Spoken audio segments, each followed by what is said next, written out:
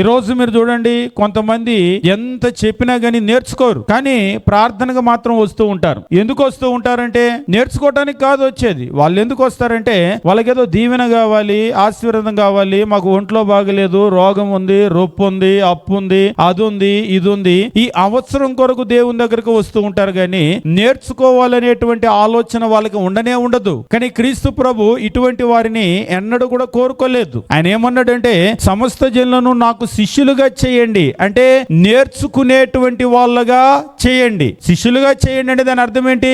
నేర్చుకునే వాళ్ళగా చేయండి, నా దగ్గర నేర్చుకునే వాళ్ళగా చేయండి. ఎందుకంటే నేర్చుకోవటం అనేటువంటిది చాలా చాలా ముఖ్యం. నేను దేని గురించి మాట్లాడుతున్నానంటే క్రైస్తవ్యం అనేటువంటిది కూడా నేర్చుకునేటువంటి ఒక ప్రక్రియ. అంతేగాని నేను ఇలానే ఉంటాను, నేను ప్రార్థనకు వస్తానంటే నేను రమ్మని దేవుడు ఎప్పుడు అడగలేదు. నీకేదో రోగం ఉందో, రొప్పు ఉందో, అప్పు ఉందో, బాధ ఉందో అని నువ్వు వస్తున్నావు, కానీ అలాంటి వాళ్ళని దేవుడు రమ్మని ఎప్పుడు కూడా పిలవలేదు.